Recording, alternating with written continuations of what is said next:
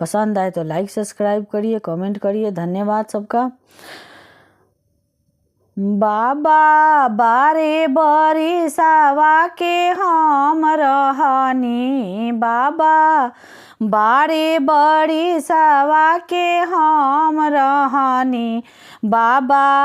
80 बरस के दामाद खोजनी, बाबा 80 बरस के दामाद खोजनी, बाबा छत पर बुढ़वा बैठल जेवना मांगेला, बाबा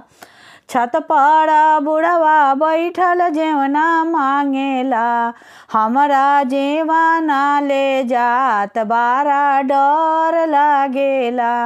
हमरा जेवाना ले जात बारा डर लागेला, बाबा सखिया पूछेली बुढ़वा के लागेला, बाबा सखिया पूछेली बुढ़वा के लागेला, हम तला जाही कहिले बुढ़वा दादा